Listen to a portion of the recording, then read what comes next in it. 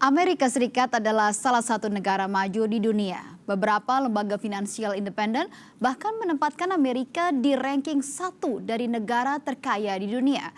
Namun di saat yang sama, angka ketidakmerataan pendapatan di negeri Paman Sam juga sangat tinggi.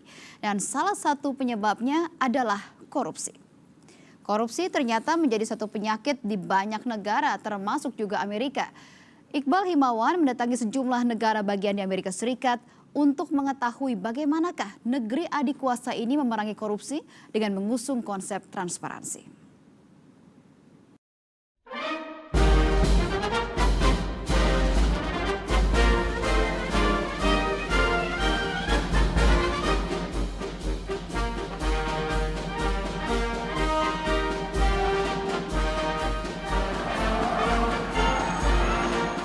Amerika Serikat, negara adidaya yang juga memiliki banyak permasalahan. Tidak berbeda dengan Indonesia dan negara lain, Amerika juga masih berperang melawan korupsi. Dari data persepsi korupsi lembaga Transparency International, Amerika Serikat menduduki peringkat ke-16. Ternyata teknologi canggih tidak menjamin suatu negara bebas korupsi. Apa penyebab masih menjamurnya praktek korupsi di Amerika? Bagaimana pula cara mengurangi praktek culas ini? Saya datang ke beberapa negara bagian di Amerika Serikat untuk mencari jawaban. Satu kata kuncinya, transparansi. Pegiat anti korupsi dan KPK beberapa kali menemui kesulitan saat meminta data kepada pemerintah daerah ataupun lembaga terkait dengan aliran dana yang berasal dari APBN. Di Amerika Serikat, pihak-pihak yang menolak untuk memberikan data atau informasi ini bisa dikenai sanksi penjara. Menurut Direktur Office of Open Government, Tracy L. Hughes, transparansi adalah janji politik yang baik, tapi kenyataannya sulit diterapkan. We are working here every day to move this idea of government transparency from a philosophical discussion to an actuality. Meaning, government agencies have to understand that anything that they are creating could potentially be viewed by the public. That should not be a sense, that should not provide any anxiety to government agencies or any angst or stress, but there should be this automatic default to open, unless the law specifically allows that government record or those meetings to be cut off from view from the public. Most of what is wrong with our systems starts with this. Bagaimana tanggapan masyarakat, terutama kalangan muda, terkait masalah transparansi ini? Di negara bagian Cleveland, saya menemukan jawabannya. So thank you so much. That was fantastic. Menurut penggagas Transparency Camp, Kat Davy, keterbukaan data dan informasi oleh pemerintah sangat penting untuk mencari solusi dari berbagai permasalahan yang ada. So this particular transparency camp is focused on transparency and accountability for governments. That involves a lot of work with open government, a lot of work with open data, which might be sort of niche terms or jargon terms for your audience. But we're focused very much on how you open up government information to the public at the state and the local level, and the solutions that you can create with that information. No, we're not. So you're gonna raise your hands up like these people. I made them do this last Saturday. Forum ini menjadi ajang bertukar gagasan dan ide untuk mendorong semangat transparansi. So CityGram is a way for you to subscribe to your city. Kontribusi datang dari salah satu anak muda yang jadi pembicara di Transparency Camp, Jill Bayer, yang membuat website bernama citygram.org. What's the difference between this Citygram and we have already some, the same applications before that the civic can report if there's anything happens on their neighborhood? What's the difference?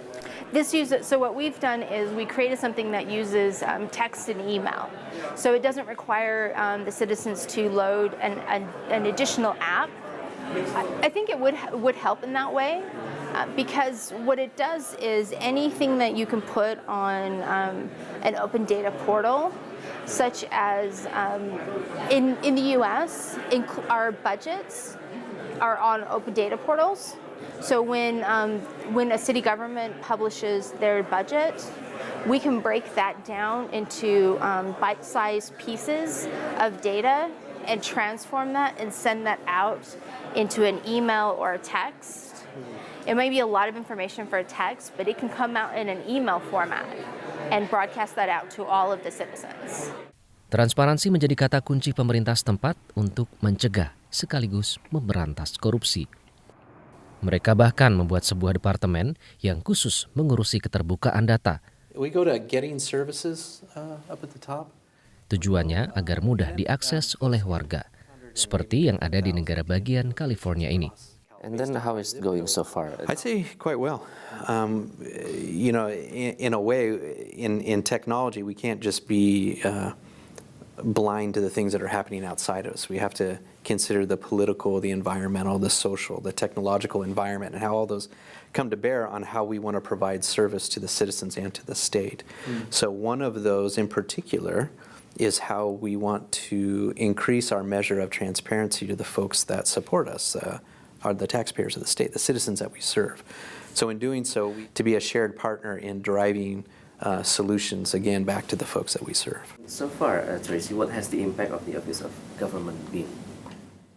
Well, I think it's been good. It's kind of difficult to gauge because there's just three of us here, so we've really been in the trenches, and up until about a year and a half ago, it was just me. I can tell you for sure that the impact has been significant on our boards and commissions, all of our public bodies, because until I came on board, many of them, number one, didn't know that the Open Meetings Act existed. If they did know that the law was on the books, they had no way to comply with the meeting notice requirements, the timeliness of publishing audio files, video files, meeting minutes, and agendas. So we've had a significant impact.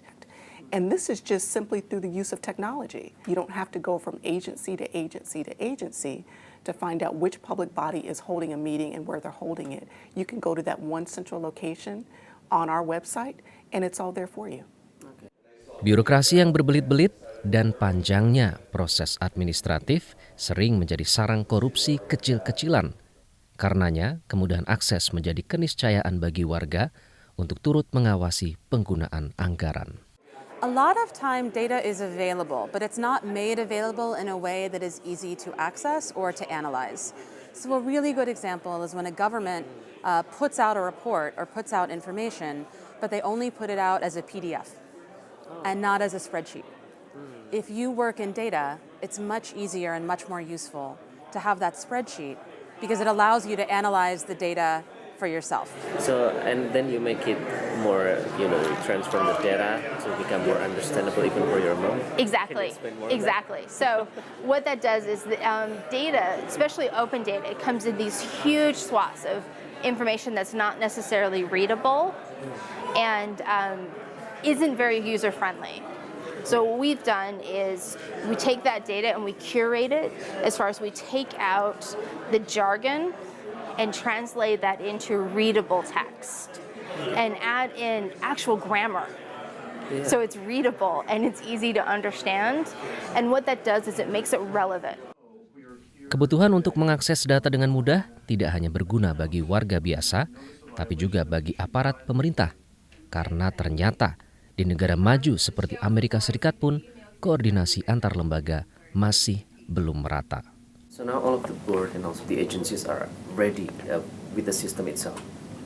Well, right now it's not mandatory that boards and commissions publish there. It's been a real collaborative effort with the current mayor, where she is assuring that all public bodies are publishing to that central calendar. But right now it's not mandatory. So that's just another indication of where we've got some more work to do, right? So we're getting voluntary compliance with publishing and using and utilizing that tool. Now we're working at pushing legislation forward that would make it mandatory for public bodies to actually use that tool. And that's how we can engage, yeah? Yes, I mean, it's, I think for us the importance is really about governments opening up data because the data that comes from governments has been paid for by taxpayers. Right? And so it really should be the public's information wherever possible. And then the public can do with it what the public is interested in. right? Every citizen has a different lens. Everyone has something different that matters to them. So long as the data is open, everyone can look at it and use it for the purposes that matter to them. And that means that we have a more engaged citizenry, a more engaged public, and that fundamentally means we have a more representative democracy. Kisah orang muda yang punya pengaruh besar. 360 segera kembali.